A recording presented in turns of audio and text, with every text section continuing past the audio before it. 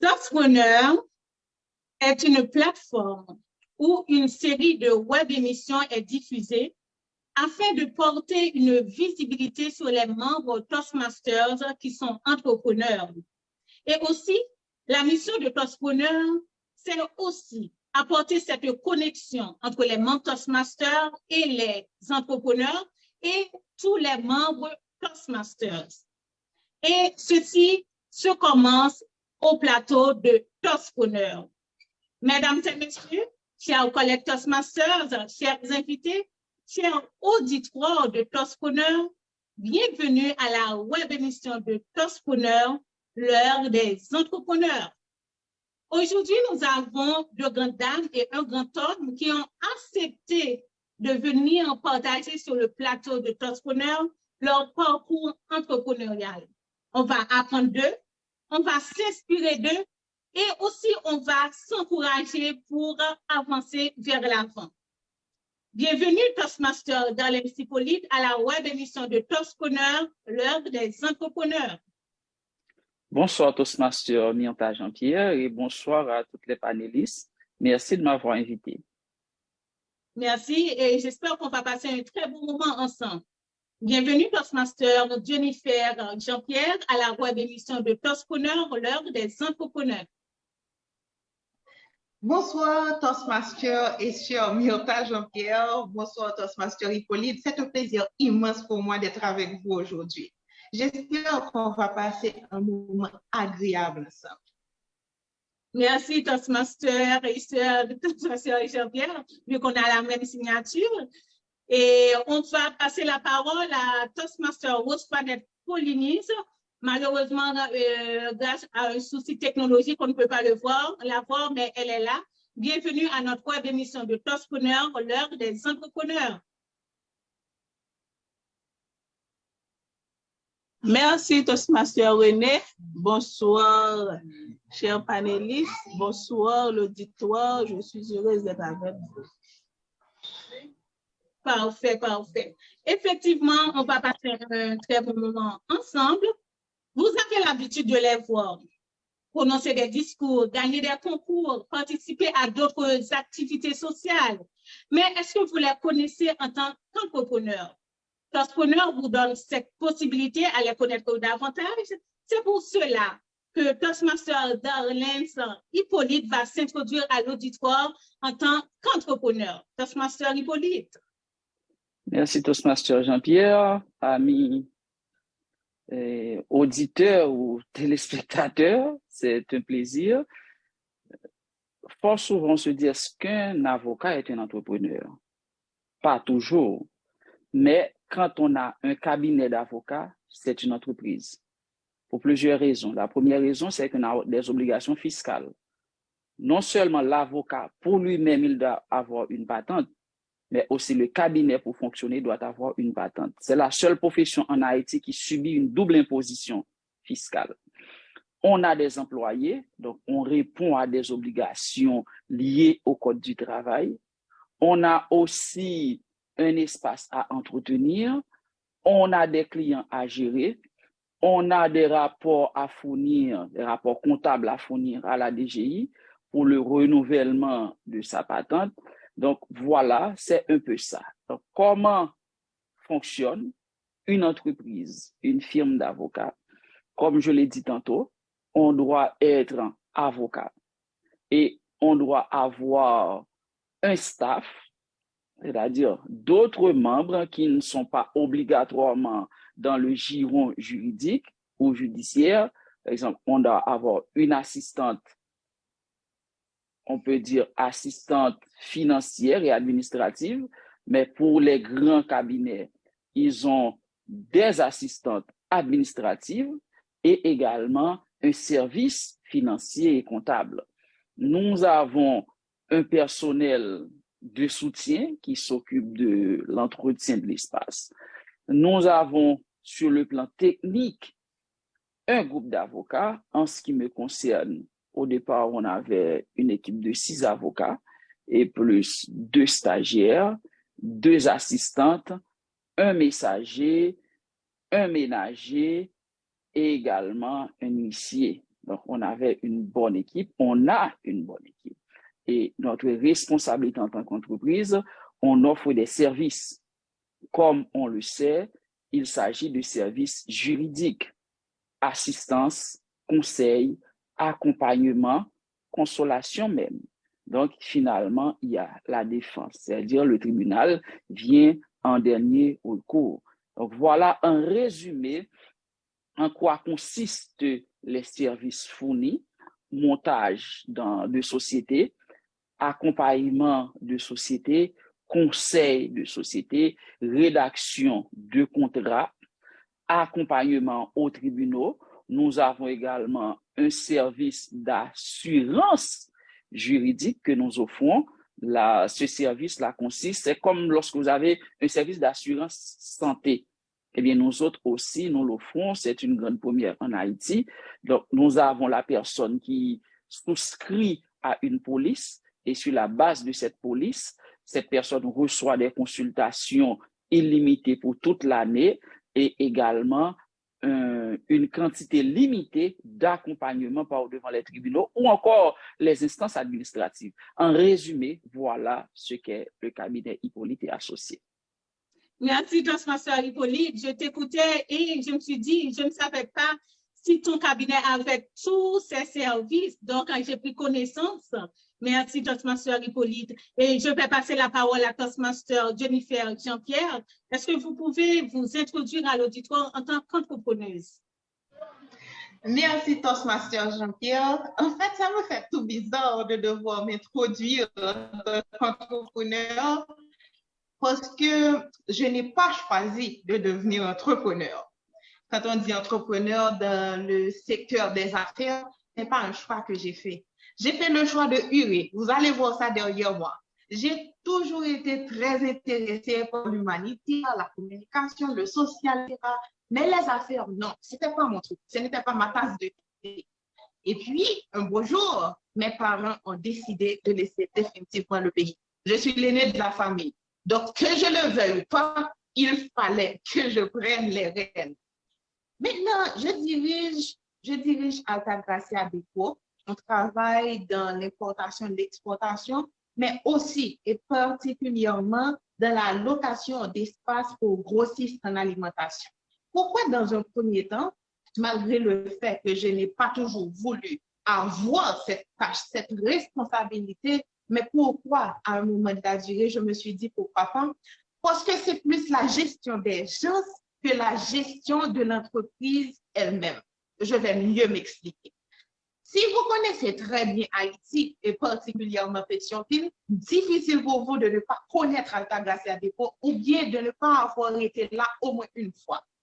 Si vous avez l'habitude d'aller danser aussi, vous connaissez certainement Esquina Latina. Eh bien, le marché qui est en face de Esquina Latina, c'est cette entreprise que je gère.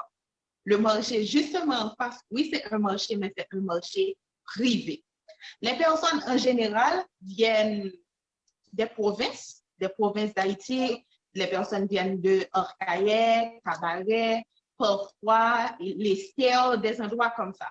Parfois aussi, les personnes vont en République dominicaine pour acheter certaines denrées.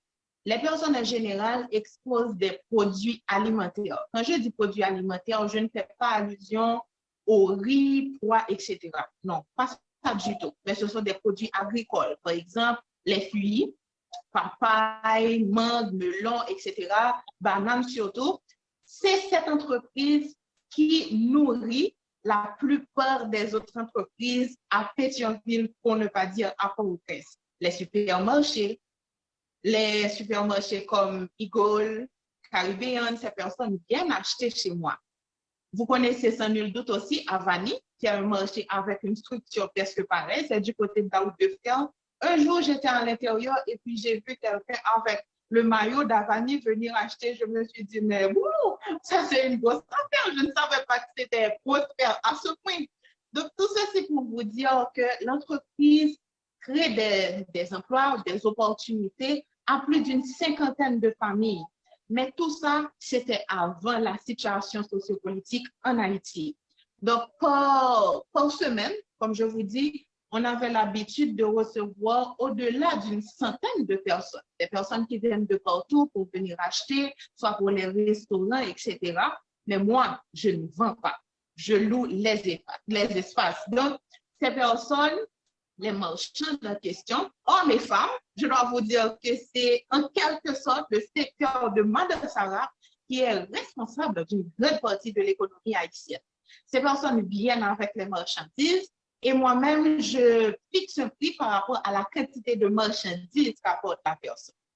On les fixe parfois par douzaine ou bien par véhicule. Le véhicule qui apporte la marchandise, parfois c'est à partir de ça qu'on détermine quel est le prix de cette cargaison de marchandises. Donc, en gros, c'est ça. Maintenant, Urée, un regard sur les enfants d'Haïti. Ça, c'est mon petit bébé depuis presque 1 an déjà. Mais je dois aller à la genèse de la chose. J'étais une enfant, je ne vais pas dire pourri gâtée, mais j'étais quand même gâtée. Je n'étais pas pourri, mais gâtée. Il y avait mon papa, j'étais très, très proche de lui. Et puis, il est décédé. J'avais 13 ans environ. Mais c'était quelqu'un d'une grande générosité. Et à un moment de la durée, j'ai senti la nécessité de suivre cette trace. Donc, quelque part, pour me sentir proche de mon papa, quoi qu'il n'ait pas envie, quoi qu'il n'est pas là, il fallait que j'entretienne quelque chose. Et je dois vous dire que je ne savais même pas ce que je faisais à l'époque, mais je savais tout simplement que je voulais aider et je me considérais chanceuse par rapport à beaucoup d'autres enfants. Donc, du coup, j'ai décidé que j'allais monter la Fondation Jennifer Jean-Pierre. On a été dans le sud, après le cyclone Mathieu, on a fait des tas d'activités, des campagnes, on a distribué très souvent des kits scolaires et alimentaires, mais je n'étais même pas encore majeure, l'entité n'était pas enregistrée, j'étais très encadrée pourtant par ma famille, les amis de la famille, et puis les anciennes de mon école.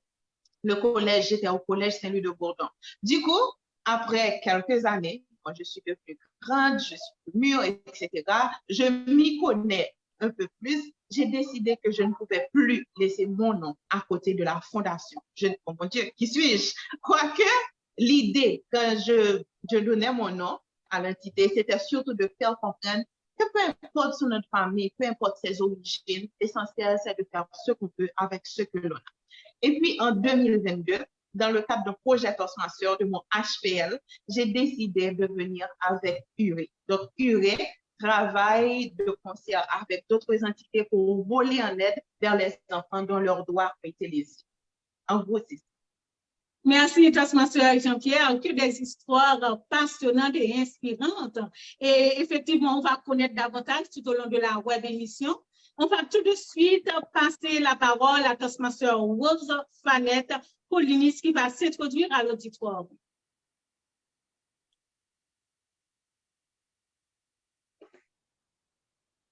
Toastmaster Paulinis, est-ce que vous êtes là? Merci, merci. Oui, je suis là. Vous m'entendez? Oui. Ok, merci. Comme vous l'avez mentionné, je suis Rose Fanette Paulinis, ingénieure civile de formation, fondatrice de Ozan Boutique et créée en 2020 une boutique qui se spécialise dans la vente de vêtements et accessoires pour tout genre, c'est-à-dire hommes et femmes, en ligne via les réseaux sociaux. Et je suis membre du club Toastmasters Lotus depuis 2020. Et j'ai créé Ozan Boutique et je peux dire, après avoir obtenu un job important, je dirais, et je ne voulais pas rester sur mon salaire mensuel, et je me suis dit, qu'est-ce que je vais créer? Qu'est-ce que je vais faire avec mon argent? Et je me suis dit que je vais faire plaisir à d'autres personnes par rapport à leur façon de s'habiller, parce que moi, j'aime m'habiller, j'aime donner aussi les conseils aux autres personnes et j'aime leur aider à choisir les habits, tout ça. Et je me suis dit que je vais me lancer sur cet aspect-là. C'est comme ça l'idée de créer Ozan Boutique. Merci, Toastmaster Pauline. Donc, si toutefois que je veux m'habiller élégamment pour Toastpreneur, je dois te contacter, n'est-ce pas? Bien sûr, bien sûr. Parfait. Donc, on va prendre une autre rubrique, bien que certains d'entre vous ont déjà commencé avec leur genèse, leur historicité d'entreprise. Mais j'aimerais savoir pour Toastmaster Darlene Hippolyte plus précisément, est-ce que l'idée de créer le cabinet d'avocats Hippolyte et Associés, est-ce que cette idée-là vous est venue pendant que vous étiez à l'université ou du moins après l'université? Comment a été l'historicité et le contexte de création de votre entreprise? Au départ, je voulais devenir diplomate. C'est pour cela que j'avais choisi d'étudier les sciences politiques. Un an après avoir franchi le seuil de la faculté pour prendre les sciences politiques, j'estimais que le droit était une nécessité. Donc, j'ai dû cavaler chevaucher deux cursus en même temps, le droit et les sciences politiques. Et tout de suite après, au lieu de présenter mon mémoire pour les sciences politiques, un ami m'a dit, mon cher, il aurait été préférable pour toi de t'aventurer dans le champ juridique. Et c'est là, une fois terminé, j'ai terminé avec les cours en juillet et en décembre, j'avais soutenu, de la même année, j'avais soutenu mon mémoire et en 2005, le 26 octobre 2005, j'ai prêté serment au barreau de Port-au-Prince comme avocat. Mais avant, je n'avais pas voulu, je ne pensais même pas ouvrir un cabinet parce que j'avais des petits boulots de professeur et j'avais quelques petites consultations. Mais c'est après, quand j'ai laissé les Nations Unies, où je travaillais à titre de conseiller juridique, ensuite comme directeur de projet, je me suis dit, bon, j'avais pris une résolution parce que travailler là-bas, selon mes calculs, n'allait rien apporter à mon pays. On recevait un salaire juteux, on était bien traité, mais pour quel résultat sur le plan collectif? Donc, l'ouverture du cabinet est un élan patriotique. Donc, j'ai appelé mon supérieur, je lui ai dit, écoutez, je ne veux plus rester. Et il m'a dit, écoute, pas de souci, au lieu d'écrire une lettre, et tu peux laisser et puis on va gérer ça. Voilà comment j'ai laissé et en décembre 2012, avant même de laisser les Nations Unies, j'ai lancé le cabinet Hippolyte et Associés. Et c'était ça l'idée. Et depuis lors, on a fait du chemin. Non seulement on a fait du chemin, depuis on a donné naissance à un autre enfant du cabinet. C'est Assurgi, qui est un service d'assurance juridique. Donc, c'est un peu ça. C'était ça le motif. Vouloir être indépendant, vouloir servir davantage, vouloir avoir liberté de mes expressions, parce que quand on travaille aux Nations Unies, on ne peut pas avoir une vie active sur les réseaux sociaux. Il y a des discours qu'on ne peut pas avoir. Et je me rappelle cela. On participe à un colloque et quand on parlait d'Haïti, j'avais rappelé à l'ordre les intervenants, certains étrangers qui parlaient d'Haïti, et je leur disais que ce qu'ils disent d'Haïti requiert un retour à l'école. Et mon supérieur m'avait dit une fois de retour qu'il pensait que j'étais un cadre des Nations Unies. Il a constaté que c'était un avocat haïtien qui parlait. Et depuis lors, j'avais estimé que ma place n'était plus là. Voilà, c'est tout cela qui m'a motivé en quelque sorte à ouvrir mon cabinet. Et depuis lors, j'estime avoir servi mon pays en étant avocat. Merci, Toastmaster Hippolyte. C'est vraiment inspirant parce que certaines fois, on ne sait pas ce qui est déclencheur pour un entrepreneur pour créer sa propre entreprise. Mais vous-même, vous m'avez expliqué beaucoup d'histoires. Donc, je pense que vous allez continuer à travailler pour la communauté haïtienne. Merci. On va continuer avec Toastmaster Jennifer Jean-Pierre. Bon, bien que Toastmaster Jean-Pierre, tu as commencé à nous donner la jeunesse, la succession familiale de Altagracia, mais aussi la genèse pour ce qui t'a motivé pour créer Luré. Mais est-ce que tu peux nous en parler encore plus de l'historicité et du contexte de la création de vos entreprises?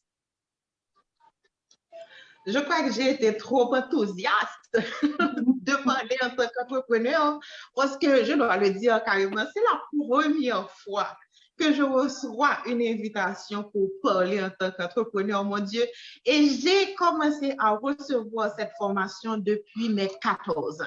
Parce que mon papa n'étant plus là, ma maman qui vit entre Haïti et les États-Unis, il fallait quelqu'un pour gérer. Et pauvre de moi, il n'y avait pas d'autre choix, c'était moi ou personne d'autre.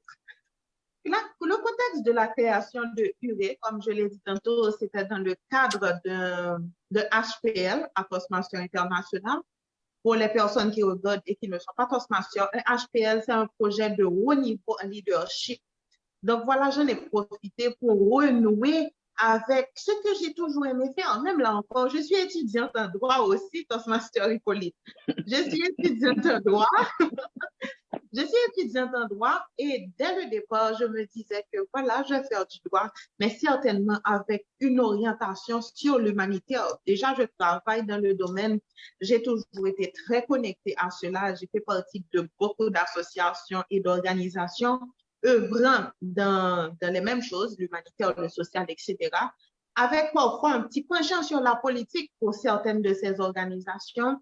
Mais comme je l'ai dit aussi au départ, je pense que l'humanitaire, le social, la philanthropie, parce que bien avant de m'identifier aussi comme entrepreneur ou quoi que ce soit, je m'identifie comme une philanthrope.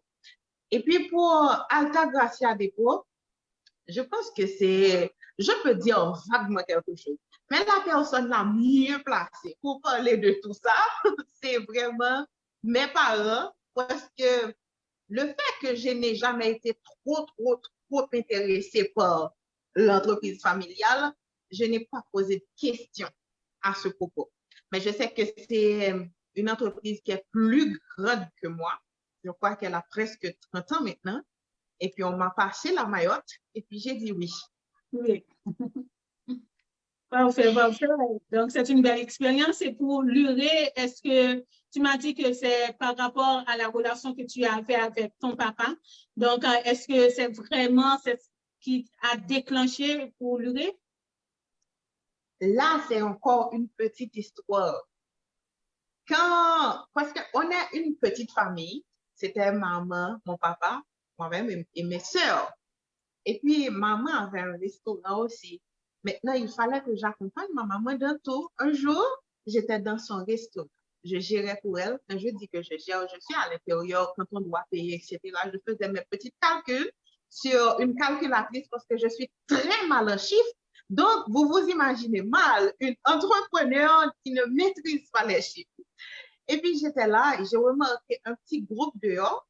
La curiosité m'a piqué. Et puis, j'ai sorti ma petite tête. Je n'étais pas autorisée à sortir de la rue comme ça. Et puis, j'ai remarqué qu'il y avait des enfants qui étaient en train de danser et un tas d'adultes les regardaient. On leur donnait $5. Et à l'époque, j'avais tellement plus que ça pour aller à l'école. Je me suis sentie indignée. Ça m'a fait très mal. J'ai demandé à ces enfants de rentrer à l'intérieur.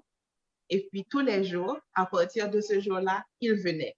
Quand je n'étais pas dans le restaurant de ma maman demandait à quelqu'un de les accompagner jusqu'à chez moi parce que je n'habitais pas trop loin du restaurant. Comme ça, on a pris l'habitude de manger ensemble. Ils sont devenus mes amis et ces enfants, c'était des enfants en situation de rue. La chose que j'ai compris à partir de cette expérience, et je l'ai compris assez tôt, Dieu merci, tous les enfants en situation de rue ne sont pas des enfants sans parler. Et ils étaient âgés aux alentours de 9 ans, 10 ans, je crois qu'il y a un qui avait 4 ans. Ce sont des enfants il y en a qui vivaient dans la rue vraiment, mais il y avait d'autres qui vivaient chez leurs parents et leurs parents leur demandaient de sortir de la rue pour quémander avec l'objectif qu'ils rentrent dans la soirée avec quelque chose en main. Donc, dans le souci d'aider ces enfants-là, je leur demandais de venir manger avec moi à la maison et quand ils devaient partir, je ne pouvais pas donner de l'argent. Je n'étais pas autorisée à le faire non plus. Quoique, lorsque je trouvais l'occasion de le faire, Je le faisais discrètement, sans avoir le regard de maman, mais je profitais quand ils partaient pour leur donner des trucs à manger, à apporter chez eux. Donc, je pense que l'élément, pas que je pense, c'est un fait, l'élément déclencheur, c'est ça. C'est à partir de là. Et puis, les personnes qui m'entouraient, j'en profite pour dire merci, un merci vraiment énorme à toutes ces personnes qui ont remarqué mon innocence et ma volonté à l'époque et qui ne m'ont pas laissé toute seule dans cette lutte. Parce que dès ce jour, je pense avoir fait un choix de combat. Et jusqu'à présent, je continue sur la même lancée. Je pense que c'est ma mission de vie, c'est ma légende personnelle de participer quelque part à rendre la vie meilleure à ces enfants laissés pour compte. Merci, Toastmaster Jean-Pierre. Comme tu l'as dit, URE, c'est un regard sur les enfants d'Haïti qui a pour objectif de voler en aide vers les catégories d'enfants dont leurs droits ont été lésés. Félicitations pour cette noble cause. On va continuer avec Toastmaster Rose Palette Polinis. Est-ce que c'est parce que vous avez l'habitude de vous habiller, disons, élégamment, qui vous a poussé à créer Rosanne Boutique, ou du moins c'est vraiment tes parents qui t'ont conseillé, Toastmaster Rose Palette, à créer Rosanne Boutique?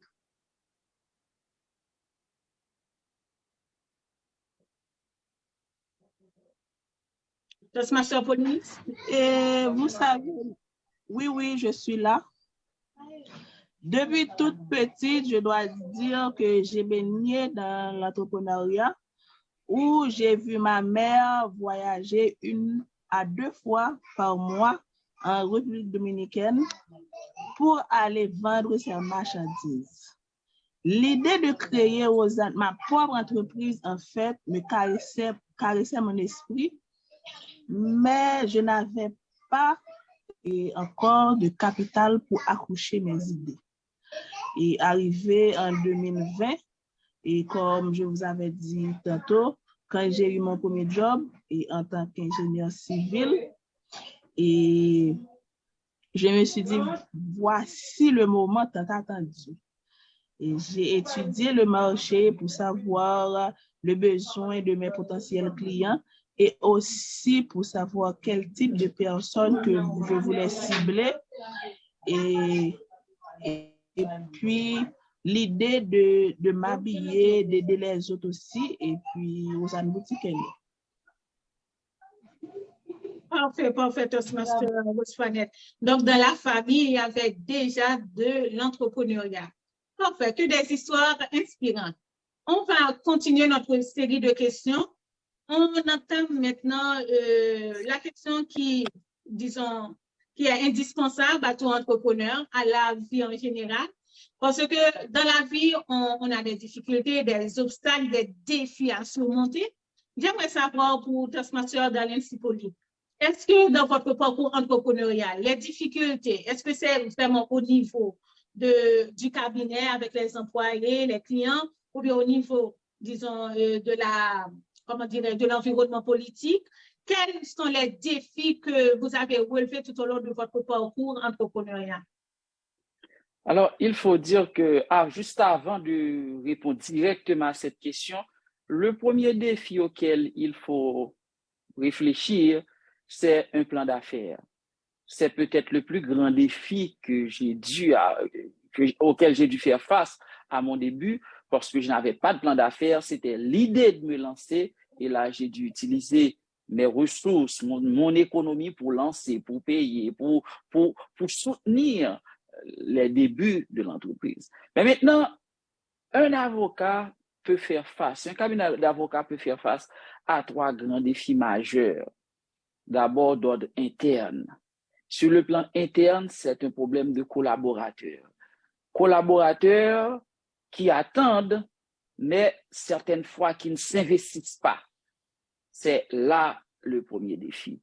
Mais l'autre défi, le deuxième défi, c'est au niveau des clients. Quand le client a besoin de tes services, l'avocat est un dieu. On l'appelle à longueur de journée, il est l'élément incontournable et indispensable. Mais quand il émet le bordereau, il est un diable à abattre. Ça, c'est le lot de tous les avocats.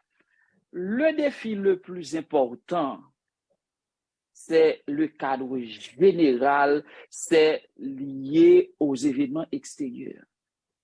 Et ceci peut être articulé en deux termes. Le premier point, c'est l'environnement même du tribunal. Parce que quand un avocat arrive pour défendre un cas, certaines fois, il n'est pas face à son adversaire. Il lui arrive d'être en face de celui qui est appelé à rendre justice. Et ça, c'est le premier défi de l'avocat. Et je dois vous le dire, une fois, on m'avait confié un dossier. Et quand le juge m'a dit qu'il avait envoyé, c'était au niveau du tribunal de paix, d'un tribunal de paix du pays, il m'a dit qu'il allait renvoyer le dossier au niveau du parquet. Je lui ai dit, OK, pas de souci, je vais attendre au parquet. Eh bien, la personne, mon client emprisonné, n'était jamais arrivé au parquet. Et plus tard, on m'a appelé pour me faire savoir pourquoi j'ai utilisé la voix d'une autre personne pour demander $20,000 pour la libération de mon client. Donc, voilà celui qui était appelé à rendre justice, le juge en question. Il m'a roulé, il m'a tourné, et voilà. Donc, c'est le problème général de la corruption au niveau de la justice haïtienne. Donc, ça, c'est un défi majeur auquel tous les avocats font face, disons, les avocats qui ne sont pas des corrupteurs eux-mêmes. L'autre défi, c'est le fonctionnement global. Vous savez que le droit fonctionne avec les délais. Vous avez un délai à respecter et les rues sont bloquées. Vous ne pouvez pas envoyer le papier. Le papier ne peut pas être parvenu à destination, ne peut pas arriver à destination. Vous ratez ce délai. Et en manquant ce délai, vous perdez le dossier. Vous attendez le recours. Et parfois, le recours n'est même plus disponible, vous êtes forclos. C'est-à-dire toutes les portes sont fermées. Donc, ce sont des défis qui ne sont pas liés vraiment à la compétence de l'avocat. C'est le cadre général, la corruption, le dysfonctionnement des tribunaux. Parfois, nous sommes sur près de 4 ans où l'on ne fonctionne presque pas. Nous avons des dossiers en souffrance. On ne peut même pas les vider. Les juges sont en grève, les greffiers sont en grève, les huissiers qui sont là pour signifier les papiers sont en grève, les magistrats debout, c'est-à-dire les parquetiers, les commissaires et leurs substituts, ils sont en grève. Donc, tout cela crée des défis importants, mais ça rentre dans le cadre structurel même du pays. Donc, l'avocat, c'est une entreprise de services juridiques, c'est une entreprise qui doit faire face à tous ces défis. Et ce sont les défis les plus importants. Parfois, on a des différends avec un confrère, on règle ça. On se parle, on se bat au tribunal, mais si on a un problème, on va par devant le conseil de l'ordre, le conseil de discipline qui essaie de trancher. Mais quand c'est l'État qui ne fonctionne pas, quand c'est les juges qui sont malades dans leurs os, quand c'est le système en lui-même qui est pourri, à ce niveau, l'avocat a du pain sur la planche. Donc, ce sont ces défis-là auxquels on fait face, ces défis auxquels on doit faire face, les défis qu'on doit chercher à dépasser. Et ceci, ce n'est pas un jour, c'est constamment. Merci, Toastmaster Hippolyte. Donc, je vous comprends très bien et cela va vous bloquer dans votre parcours entrepreneurial. Mais l'essentiel, c'est de continuer et aussi, il vous faut un effort, beaucoup d'efforts herculéens pour avancer malgré ce système, si je peux le dire, pourri, mais quand même, vous avez gardé le cap. Félicitations encore une fois. On va continuer avec Toastmaster Jean-Pierre, ma sœur, la sœur de Toastpreneur. Donc, quels ont été les défis pour toi avec non seulement le dépôt Altagracia et aussi l'URE? Quels ont été les défis et comment tu as pu les surmonter? D'abord, je dois dire que merci pour la question. Altagracia dépôt et d'Altagracia Altagrace. Et vous voyez dans mon nom, Dieu-Nifer Jean-Pierre, Dieu. C'est parce que ma maman est une grande chrétienne, une grande catholique, donc elle change partout à mettre le nom de Dieu ou bien d'une sainte de l'Église catholique. Elle est comme ça. Ça, c'était pour faire une petite parenthèse sur le nom de l'entreprise parce que vraiment, c'est, comme je l'ai dit tout au long de la présentation, c'est quelque chose de familial. Et puis maintenant, c'est à mon tour de gérer. Dans un premier temps, j'avais un problème de contrôle des entrées de marchandises. Étant donné que je suis étudiante à temps plein. Voilà l'accent. Je suis étudiante à temps plein. J'étais étudiante à temps plein. Il y avait ma vie professionnelle parce que je travaillais et puis ma vie aussi en tant que jeune dame. Et puis, il y avait l'entreprise. Il fallait que je jongle avec tout ça. Parfois, et je n'habite pas tout près, j'habitais vraiment très loin. Je vous avais dit tantôt que c'est du côté de la route de fer. Moi-même, j'habitais à Thomasin. Donc, le trajet n'était pas toujours évident et j'étais à l'université qui était à je travaille à Pétionville. Ce n'était pas toujours évident pour moi d'avoir un contrôle strict sur les entrées de marchandises. Et nos frères et sœurs parfois trichent. Donc, dans un premier temps, c'était le problème. Mais je n'avais pas tellement à me plaindre parce que cela ne signifiait pas que les rentrées, les revenus de l'entreprise étaient mauvais. Pas du tout. Parce que dans ces genres d'activités, on n'achète pas, on ne vend pas. La possibilité de perdre n'existe pas quelque part. On est là tout simplement en train d'attendre que les personnes viennent. Et c'est ce qui ne manque pas en Haïti. Les personnes qui achètent pour revendre les Madasara, etc. Donc, quelque part, entre parenthèses,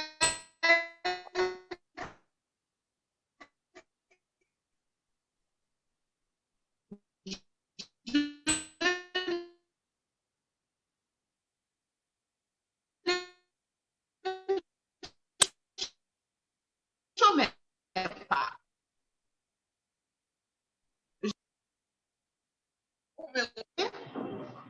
Oui, oui. Donc, ça avait coupé un petit peu, mais ça va maintenant.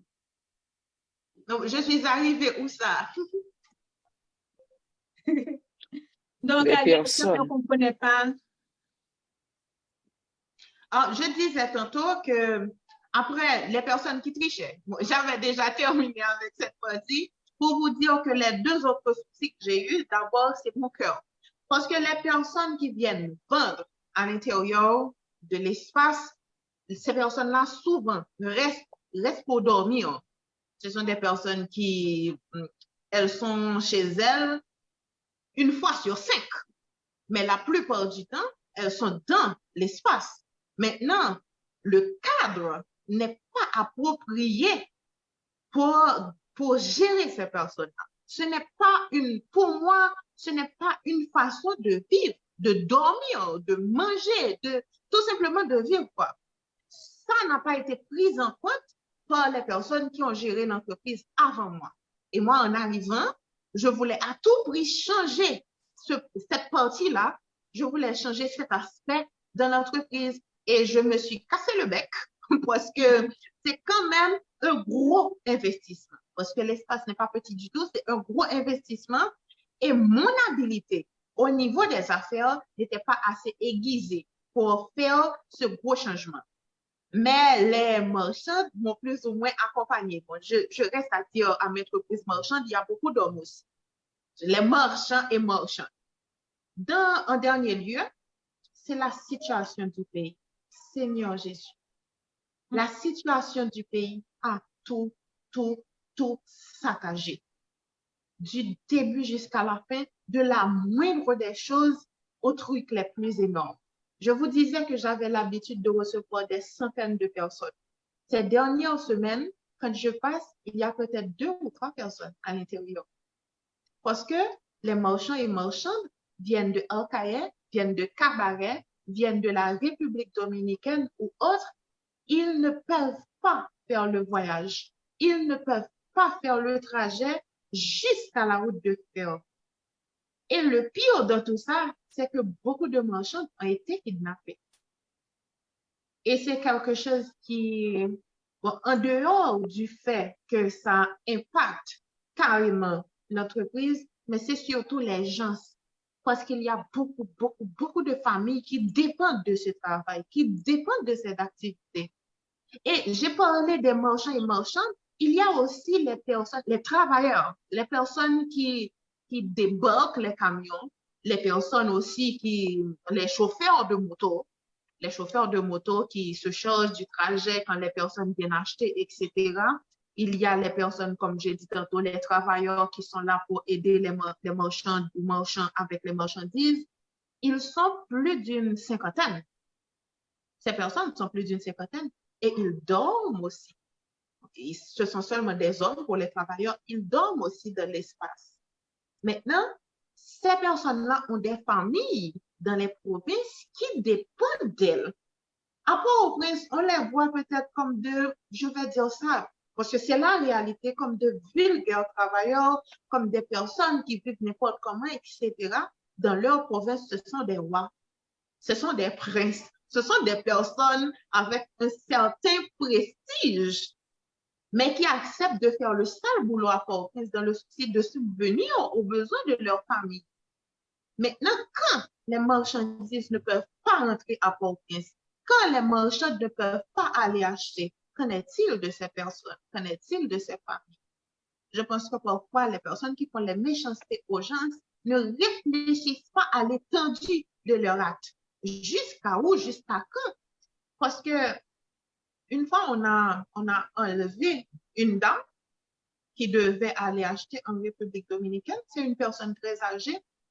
Elle n'a pas subi des violences physiques, mais on lui a obligé de dormir sur des armes, sur les pistolets. Donc, à son retour, la dame elle était au bord de l'abîme. C'était une personne morte. Moi-même, je ne pouvais même pas rester pendant 5 minutes. Je ne pouvais pas avoir une conversation avec elle parce que j'avais envie de pleurer son état. Et elle ne vient plus. Elle demande à quelqu'un de venir elle-même. Elle ne peut pas le faire. Comment demander à cette personne de continuer dans cette même activité qui pourtant lui garantissait un niveau de vie correct? Beaucoup aussi parmi ces marchands et marchandes sont des personnes qui peuvent voyager. Il y en a qui vivaient à l'étranger à un moment de la durée, mais qui ont décidé de venir en Haïti pour avoir leurs affaires, etc., parce que ça leur permet d'évoluer, ça leur permet de progresser, ça leur permet de grandir. Je comprends. Quelqu'un dans un autre secteur peut avoir certains soucis, mais quand on est dans les denrées agricoles, quand on est dans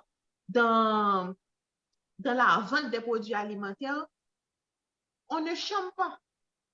Donc, en gros, c'est ça, c'est la situation sociopolitique du pays qui nous fait traverser un calvaire. Je comprends, ma soeur Jean-Pierre, et aussi tout au début que tu avais dit que tu étais une grande philanthrope, et je le vois, c'est vraiment c'est les conditions des gens qui t'importent le plus. C'est vraiment, tu aimerais changer ces conditions-là. C'est vraiment les véritables défis que tu as pour ton entreprise. Donc, je te souhaite courage parce que c'est vraiment une noble cause quand tu vois, disons, les conditions des gens.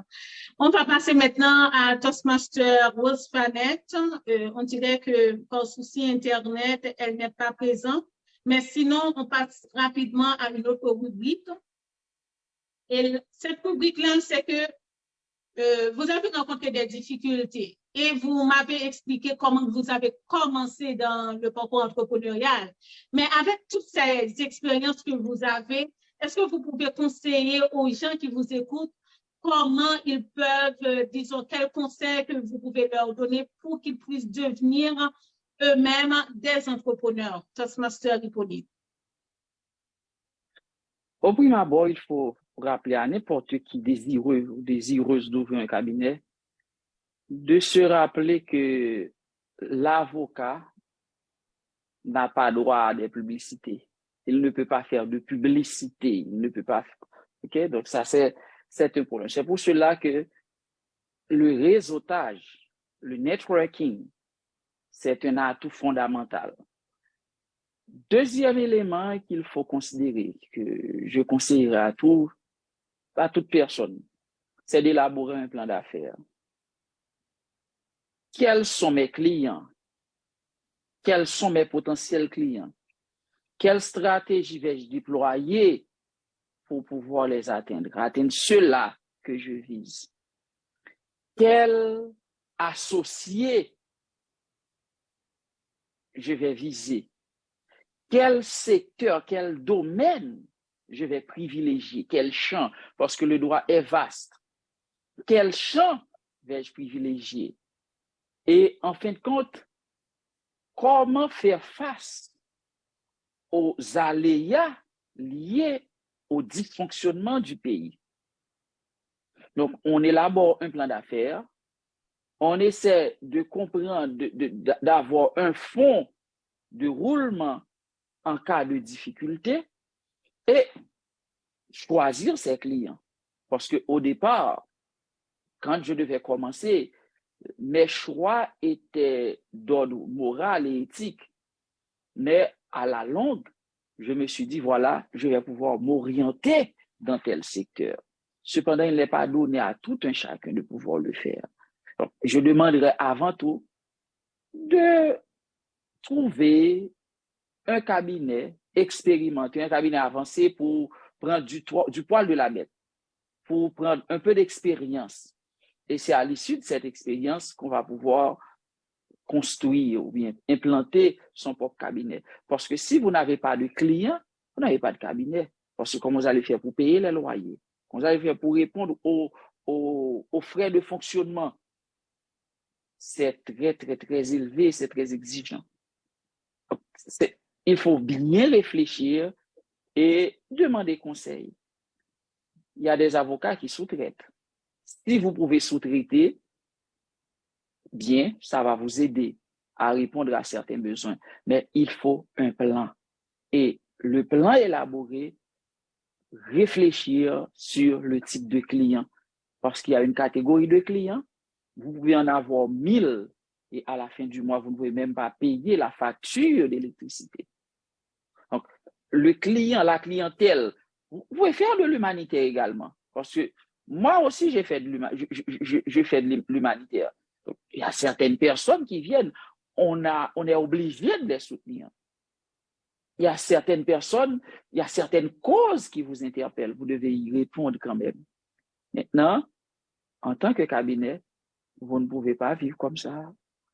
Les factures ne vont pas être payées tout simplement en faisant de l'humanitaire.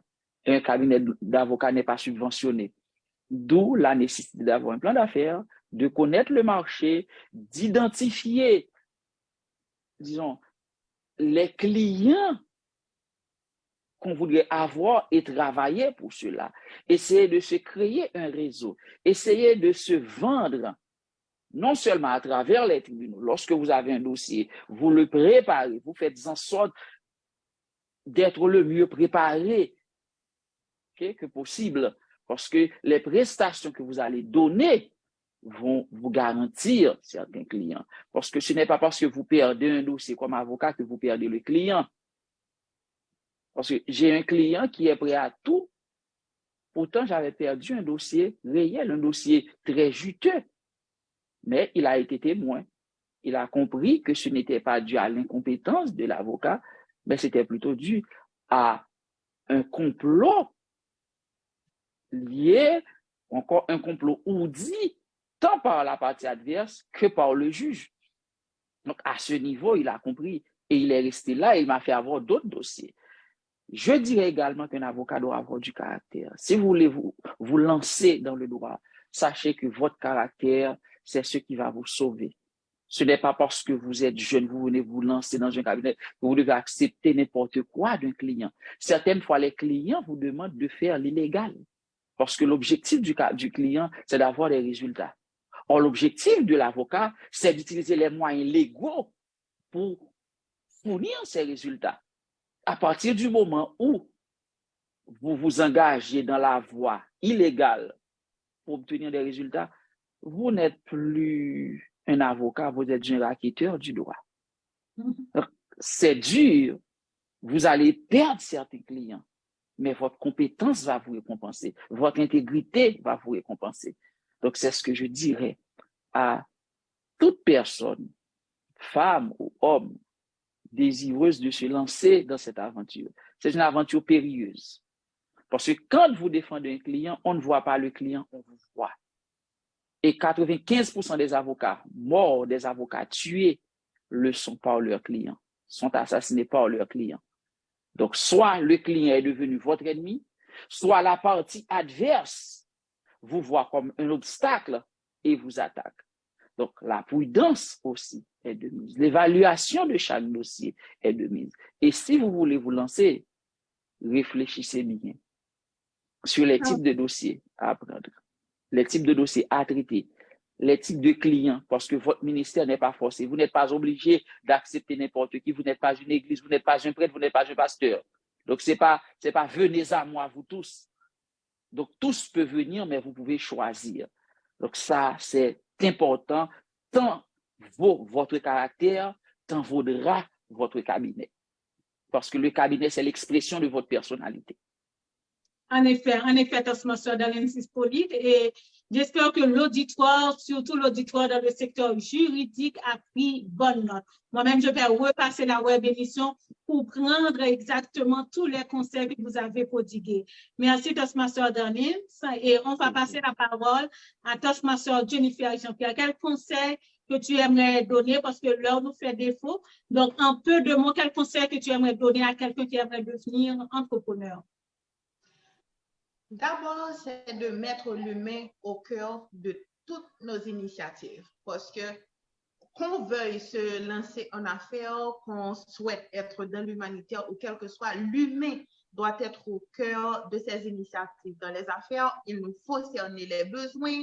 Dans l'humanitaire aussi, il nous faut cerner les besoins dans le souci de rendre ce qu'on souhaite faire ou bien ce qu'on fait significatif. Pour le secteur humanitaire, il faut beaucoup de constance. Donc, il faut toujours revenir sur les choses. Il faut persévérer. Il faut la persévérance. Parfois, on peut demander à quelqu'un de nous aider. La personne peut le faire, mais la personne oublie. Ou bien, étant donné que ce n'est pas un investissement avec retour, parce que parfois, dans l'humanitaire aussi, on fait un investissement, mais le retour n'est pas direct. OK? C'est la persévérance et puis la constance. Et puis, en dernier lieu, avoir des objectifs clairs. Il nous faut des objectifs clairs. En affaires ou quelle que soit la chose, les objectifs doivent être clairs pour savoir comment avancer au fur et à mesure. Quand on a un gros objectif, on peut arriver jusqu'à ce dernier en avançant avec les petits objectifs. Donc, il nous faut des objectifs clairs et apprendre à faire la part des choses. Commencer avec les petits pour arriver jusqu'au grand. Et le dernier conseil, formez-vous. Formez-vous. Ne cessez pas d'apprendre. Même si vous vous sentez Seigneur Dieu dans votre domaine, mais il y a toujours quelque chose de plus à apprendre parce que l'objectif, ce n'est pas la perfection, mais l'excellence. Parfait, que de bons conseils. Merci, Toastmaster Jean-Pierre. Et on va passer la parole à Toastmaster Paulinis. Quel conseil, Toastmaster Paulinis, que tu aimerais prodiguer à quelqu'un qui aimerait devenir entrepreneur? Merci, Myrta. Et je vais juste ajouter quelque chose à ce que les deux autres orateurs viennent de dire. Et il faut juste avoir la foi. La foi dans ce qu'on veut entreprendre. La passion aussi. Et surtout la détermination pour vaincre toutes les difficultés que vous aurez à rencontrer. On dirait que l'Internet fait défaut. Toastmaster Paulinis, tu es là avec nous? Oui, je suis là. Vous m'entendez? Oui. Donc, c'est la passion et aussi la détermination. Bien sûr. Parfait. Donc, chers amis, on va faire ça le plus rapidement que possible. Donc, on va vous accorder 5 minutes pour que vous puissiez, disons, trouver un partenariat ensemble, une opportunité d'affaires. Donc, cette rubrique s'appelle Moment Entrepreneur. Moment Entrepreneur, c'est une causerie entre les panélistes de différents domaines. Et après, disons, les quelques minutes de discussion, de conversation, ils ont pu trouver un partenariat ensemble. Donc, il est déjà 58. Je vais vous laisser durant 5 à 7 minutes et vous allez faire connaissance. Comment cela va se faire? Vous êtes invité à mon anniversaire. Je vous ai fait faire connaissance, puis je me suis déplacée. Donc, vous-même, vous allez vous présenter et comme ça, trouver une opportunité d'affaires. Je vous souhaite du succès à tous. Merci. Merci. Bonsoir, bonsoir, je suis Jennifer et vous? Bonsoir. Je suis Rose Fanette Polinis. Enchantée, Moi, Jennifer. Darlene, et je vous dis bonsoir, bonsoir à Jennifer, bonsoir Rose Fanette. Au plaisir de vous rencontrer. C'est une énorme opportunité pour moi de rencontrer ces deux joyaux de l'entrepreneuriat en Haïti. C'est un plaisir énorme pour moi aussi. Mon Dieu, je ne pensais pas qu'il y allait y avoir autant de monde à la fête ce soir. Bon, c'est peut-être la bonne surprise parce que quand les attentes sont moins élevées, les bénéfices sont parfois plus grands. C'est peut-être favorable à toi aujourd'hui. Mais je vois, j'ai comme l'impression qu'il y a que des entrepreneurs. Mon Dieu, c'est le moment de faire du réseautage alors. Bien sûr, bien sûr. Alors, je dis toujours, je sais que moi-même, je dois apprendre à m'habiller. Parce qu'un avocat doit toujours être tiré à 4 épingles. Et Toastmaster Jean-Pierre. Oui, je suis là. Oui, et je sais maintenant que vous avez une location d'espace pour les grossistes en alimentaire. Et si vous pouvez avoir des espaces pour mon sphère d'activité, je serais très contente. Mais bien sûr, avec plaisir. Au contraire, j'allais vous proposer plus que ça. Étant donné que je suis dans l'humanitaire, également, je travaille beaucoup avec les Madame Sarah. Pourquoi ne pas faire quelque chose autour de ça? D'accord, c'est une bonne chose. Je suis contente de l'ouverture. Je pense que tu pourrais offrir à ces catégories de dames des cours sur le leadership, sur les affaires. Et M. Hippolyte, ou bien Maître Hippolyte, c'est mieux, Maître Hippolyte pourrait leur apprendre, le droit du travail, les choses qu'il faut qu'elles sachent. Est-ce que j'ai bien dit? Je dois parler du droit du travail ou bien propriété intellectuelle? De quoi est-ce que je dois parler, Maître Hippolyte? Alors, dans ce cas, c'est surtout le commerce informel, l'aspect juridique du commerce informel en Haïti. Comment juridiquement exploiter cette filière et également quels sont les mécanismes juridiques de protection de ces marchands et marchands ambulants informels. Parce que là, ce sont des gens qui subissent toute forme de pression. Les mairies, parfois, choisissent d'augmenter les taxes. Parfois, il y a tout un ensemble de pression dont ces gens sont victimes, d'exactions dont ils sont victimes. Maintenant, leur permettre d'avoir une idée des provisions légales disponibles en leur faveur, c'est une bonne chose. Ça, c'est un. Mais il y a aussi pour les enfants. J'avais rêvé de créer un centre d'accueil pour les enfants. Et mon objectif, c'est faire en sorte qu'à 15 ans, les enfants recueillis puissent maîtriser au moins 3 langues et avoir un métier manuel. Donc, je pense que ton projet, un regard sur les enfants d'Haïti, n'est pas différent de mon regard sur ces enfants-là. Donc, ça, c'est le premier point. Mais également pour notre amie Rose Fanette, nous pouvons dire que créer, promouvoir, disons, le style vestimentaire. Moi également, j'ai une formation en protocole, donc je crois que ça peut servir, mais de plus, créer une plateforme pour faire la promotion à travers le monde peut aussi être utile. Élargir le réseau vers d'autres pays, vers l'Amérique du Nord, vers l'Europe, ça peut être une grande filière, notamment promouvoir les vêtements de type Carabella, etc. Donc, c'est, à mon avis, des opportunités qu'on peut exploiter. Et je suis disponible. Bien sûr, Toastmaster Hippolyte.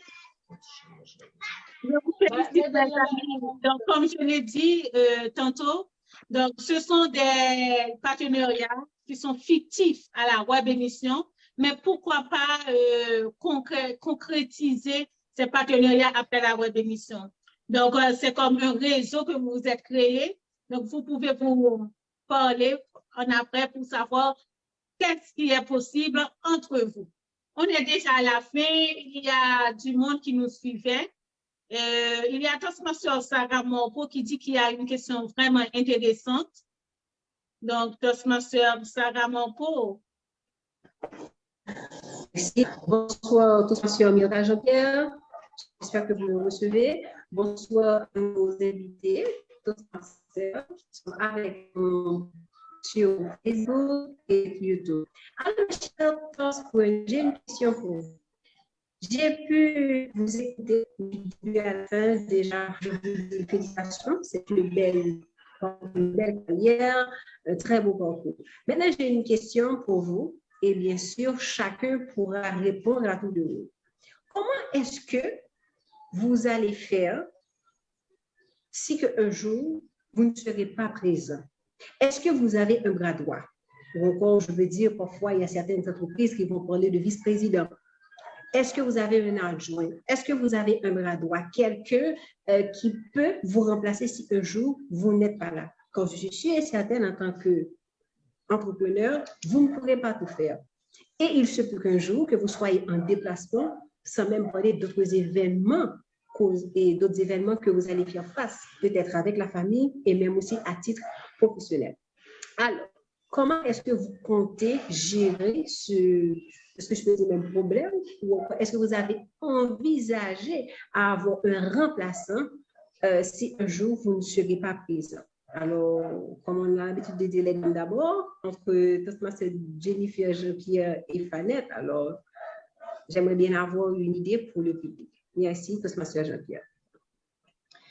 Merci, Toastmaster Morpo. Je pense qu'on a remarqué que j'étais en train de sourire en écoutant la question. C'est parce que ce n'est même pas un bras droit, ce sont mes deux bras. Voilà, du côté de Alta Gracia Dépôt, j'ai une tante, je vais dire une belle-sœur de ma maman, quoique mon oncle n'est plus, qui est vraiment, vraiment très, très proche de moi. Et il m'arrive de passer des semaines sans pouvoir me rendre dans l'entreprise parce que parfois c'est ma maman qui m'en empêche, parfois c'est la situation du pays. Quand je dis qu'elle m'en empêche, c'est parce que elle n'est pas en Haïti, donc pour un rien, elle fait une crise. Pour ne pas trop nuire à sa santé, j'évite de faire de gros déplacements. Je reste un peu dans le secteur de mon travail et de chez moi. Je ne vais pas plus loin. Et vous n'êtes pas sans savoir que ces derniers temps, du côté de la route de Frères, c'est l'enfer. Du coup, je ne m'y rends pas souvent, mais cette tante, mon Dieu, elle est vraiment là, elle est très présente. Je ne dis pas que parfois les gens ont tendance à être réticents envers elle, mais elle est très, très présente à mes côtés. Ce n'est pas une expérience que j'ai encore fait. Faire beaucoup de temps à l'extérieur et puis la laisser toute seule dans la gestion de l'entreprise, mais je sais au moins que c'est quelqu'un en qui je peux avoir confiance. Et pour Uré, j'ai aussi une très bonne amie. Elle est en ethnologie. Elle a beaucoup d'expérience dans le secteur. Vraiment, ce sont des personnes sur qui je peux compter et qui peuvent m'aider à avancer dans mes entreprises. Ici, entreprise, c'est dans le sens les choses que j'entreprends, donc pas particulièrement le commerce dans lequel je suis. Oui, je pense avoir beaucoup plus qu'un bras droit, j'ai mes deux bras. Parfait, Toastmaster Jennifer, donc je suis contente que tu aies des bras droits. Comme ça, tu ne vas pas. Je ne sais pas, Toastmaster Sarah, est-ce que tu es de retour parce que tu avais perdu la connexion? Eh bien, parfait. J'ai appris beaucoup de toi, Toastmaster Jean-Pierre. Et on va passer la parole à Toastmaster Darlene Sipolite. Est-ce que tu as un bras droit? Tu vas me dire oui, j'ai un bras droit. Il faut dire que je n'ai pas un bras droit, mais j'ai une équipe organisée, structurée. Et j'ai un directeur des affaires juridiques, un directeur des affaires judiciaires. Lui-même, il gère tout. En mon absence, que je sois là ou que je ne sois pas là. Il s'arrange pour faire le suivi. D'ailleurs, pour le moment, je ne suis pas sur le terrain. Il reçoit les dossiers, les traite. Moi, je fais du traitement à distance. Mais lui, il continue. Donc, c'est une équipe. Et c'est là l'entrepreneuriat.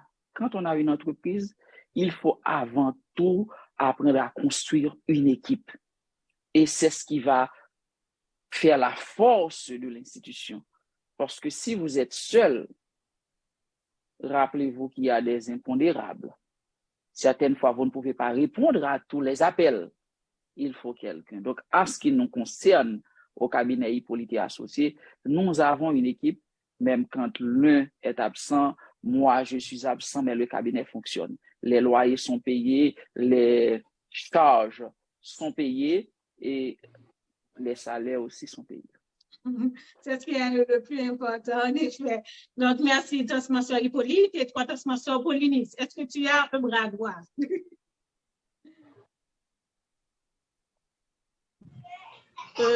Fort heureusement, j'ai eu la chance de faire cette expérience et que j'expérimente encore aujourd'hui. Je travaille en dehors de la capitale. J'ai une personne qui m'aide, tant pour la réception des marchandises et la livraison aussi des marchandises. Quand une personne achète et que je devais le livrer, je devais livrer les colis et cette personne-là est présente pour faire la livraison et pour réceptionner aussi les marchandises quand j'achète à l'étranger.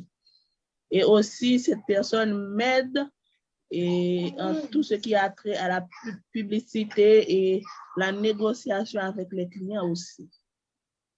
Parfait, parfait. Je suis toute contente parce que je vois que vous êtes de vrais entrepreneurs parce que vous avez pensé à être remplacé. Si toutefois qu'il y a un inconvénient, je sais que votre entreprise va continuer à marcher avec les remplaçants. Félicitations. On est déjà à la fin et l'heure a vraiment dépassé, mais je ne voyais pas l'heure arriver tellement le moment était vraiment fantastique. Donc, j'aimerais savoir comment vous avez passé l'heure avec nous et c'est le moment aussi de passer une annonce si vous voulez le faire. Donc, Toastmaster Darlene Sipolite, comment tu as passé cette heure avec nous? Pour moi, c'était un moment tout à fait intéressant. J'ai beaucoup appris. Je me suis amusé également. Pour moi, c'est une très belle initiative qu'il faut encourager et qu'il faut même répliquer. Donc, Jennifer, heureux de te rencontrer. Il faut dire que moi, je suis membre du Club Phare. Toastmaster Rosanet, heureux également de faire ta connaissance. Merci, Mianta, pour cette plateforme que tu nous as offerte pour pouvoir renforcer et élargir notre réseau. Merci, Toastmaster Darlene. Et j'espère que ce n'est pas la première et la dernière fois. Il y aura d'autres occasions également pour venir au plateau de Toastpreneur.